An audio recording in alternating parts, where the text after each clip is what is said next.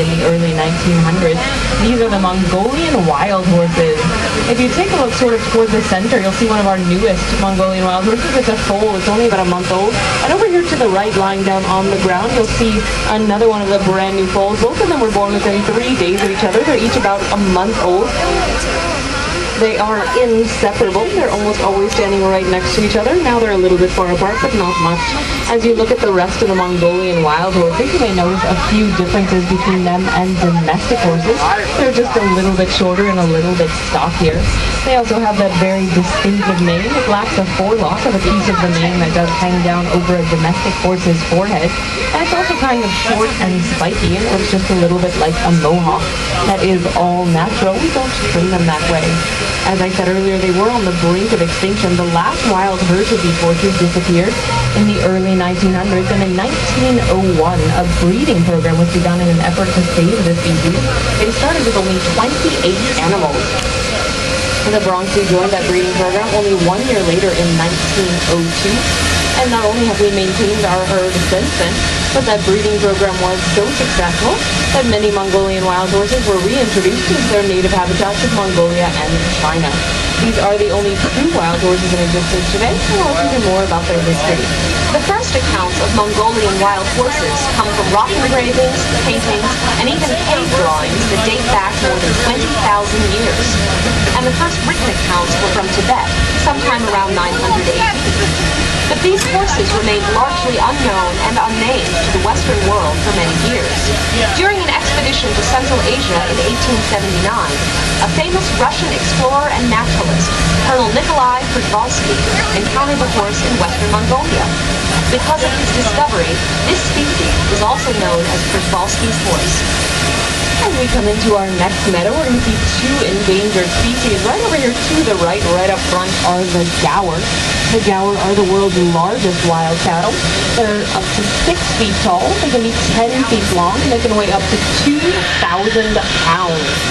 You can see some of our baby gaur. One of them has just moved sort of in between those two gaur that are to the left on top of the hill. The other one, who's just a little bit older, is walking across the hillside. That is our alpha male standing there with the big hump in his back right up on top of the hillside. His name is Eddie Gaur. With their large size and impressive horns, the gaur can fight off just about any predator, even a tiger. Unfortunately, due to loss of habitat and diseases they catch from domestic cattle, the gaur are endangered. You can tell the male gaur from the females, because the males have horns that point straight up toward the sky, and the females have horns that curve in and point in toward each other. If you're looking further to the right, sort of in the trees, and then up on top of that hill, all the way in the back and on the right, you're going to start seeing these light tan animals, which are the brow antler deer. They get their name from the shape of the male's antlers, which are curved kind of like a human eyebrow. These animals are currently classified as vulnerable, as much of their native habitat has been taken over for farming. And many times in the wild, they even have to resort to eating crops for food. We do look out for our endangered species here at the zoo by participating in species survival plans. Here at the zoo, we help gaur and brow antler deer and many other species by participating in cooperative zoo management programs called species survival plans. The name says it all. The plans aim to help these animals survive. Zoos across the country work together to maintain genetically diverse populations of rare and endangered species.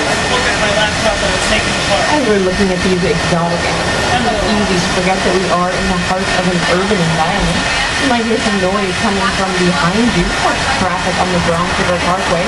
In front of you, you'll notice this wooden fence. It was constructed by our zoo staff in an effort to shelter our animals from some of that traffic noise and to make them feel just a little bit more at home. As we round this corner, just a quick reminder, it is important to stay here that we're looking for a tiger. If you look to the right, just past this fallen tree right here, we're going to get a really good look at our tiger. She's right here, just past this fallen tree to the right of it, towards the back just a little bit, just further behind where that pond that we're coming up on is. Tiger stripes do provide excellent camouflage, and even professional researchers can have trouble locating them in the wild. So you guys are in luck that you're getting such a good look at our tiger today. She is a Malayan tiger. They are just a little bit smaller and a bit brighter in color than the Siberian tigers you can see over at Tiger Mountain. Her name is Sita, and she's about 10 years old. tigers are solitary animals and they tend to live alone in the wild, so we do only exhibit one tiger at a time, and that's to keep the tigers as happy and comfortable as possible. Tigers are known for being carnivores, and they do like to eat bush pigs and medium-sized deer, but they will eat a variety of other animals. After a fresh kill, a tiger will eat up to 40 pounds of meat in one sitting. That'd be like you or I sitting down and having about 160 hamburgers for dinner tonight. Unfortunately, all tigers are endangered. There's only about 3,200 of them left throughout the entire world in the wild. But the Wildlife Conservation Society is working in all places where tigers are found in an effort to save them. If you look, as you pass the fence, look up on top of the hill, you're going to get a much closer look at those brow antler deer that we just saw a few moments ago. They're just over on the left-hand side of this hill, just as soon as you pass the fencing leading the tiger exhibit. Just look up on top of the hill. As we round this corner into our next meadow, you're going to get a great look at India's national bird, the peafowl. You may or may not know, only the males are called peacocks. The females are actually known as peahens. You're also going to get a nice listen to the peafowl. It is their mating season right now, and this meadow is a bit like the Jersey Shore for our peafowl. The males are putting out their feathers, strutting their stuff, and showing off, working very hard to impress that special peahen. At the end of mating season, the males will lose those long, beautiful back feathers, but don't worry, they will grow in a brand new set in time for next year's mating season. Also, look closely as you're touring the zoo today. As you see the peahens pass by, they might have some little pea chicks following closely behind. As we round the next corner, you're going to get a look at the babirusa. It is a pig from the Indonesian island of Sulawesi. It does have tusks that erupt from the front of its snout and curve back towards its eyes. We're going to pass some bamboo stalks here to the right. Just as soon as you get to the end of those bamboo stalks, look down and to your right, and you'll get a look at Forky, our male babirusa.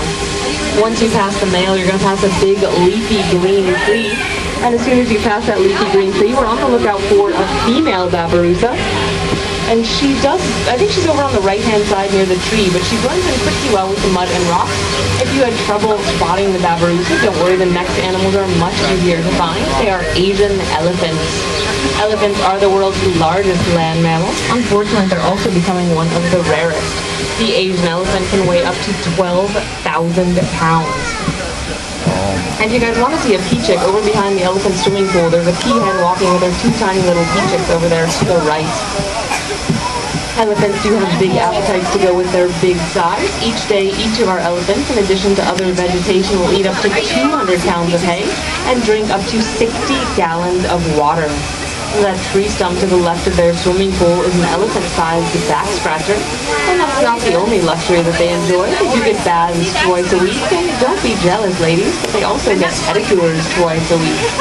If you're wondering why an elephant needs a pedicure, it's because in the wild they walk up to 30 miles a day looking for food, and all that walking would grind down the nails on their feet. Since they don't have to walk quite so far to find dinner here at the zoo, our keepers take care of that for them. Their trunks are also an incredible tool, comprised of over 40,000 different muscles. They can use those trunks to delicately pick up an egg without breaking it, or to rip down a tree with enormous force. As we take this next curve, just look straight back and you're going to see two Indian rhinos. And right now you're taking a look at Kali and Krishna. They are mother and calf.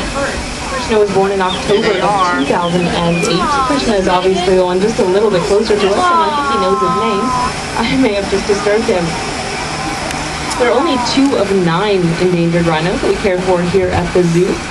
And although caring for them is one thing, breeding them is a whole different challenge. The female rhinoceros is pregnant for 16 months. That is almost an entire year and a half of pregnancy, at the end of which she does give birth to an approximately 100-pound baby. And that baby will stay with its mother for 2 to 3 years and will generally intervene within 12 to 16 months. Many people think that rhinos are armor-plated, and they do kind of look that way, but they actually have very sensitive skin that has many folds and bumps. And that skin does need protection from sunlight and insects. One of the ways a rhino protects its skin is to wade into a mud wallow, roll around just a little bit, get a nice coating of mud over the top of their skin, and that mud works just a little bit like sunscreen and insect repellent. Might work for you and I. A fun fact about the rhino is that despite their bulky size, they can move very quickly. Rhino charges have been clocked at up to 30 miles per hour. As we round this corner past this fallen tree, we're going to get a look at one of their favorite mud wallows. It's been here since 1977 when Wild Asia opened. It is unfortunate that all Indian rhinos are highly endangered. There's only about 2,000 of them left throughout India and Nepal. One reason for this is demand for their horn. The horn of a rhinoceros is very different from that of a goat or antelope. It is not attached to the skull. Rhino horn is made from compressed keratin fibers, the same material that is found in fingernails and hair. Although rhinos are a protected species, poaching still occurs. Rhinos are killed for their body parts, but some people believe that this horn has special medicinal powers. It is also used as an ingredient in some traditional Asian medicine, and the rhino horn is also prized in some cultures for making dagger handles. As we come into our next meadow, you're going to get a look at some more of Asia's deer species. Asia is the continent with the largest number of deer species. It is well known for its deer diversity. Over here in the front left corner, you're going to start seeing the Formosan Sika deer.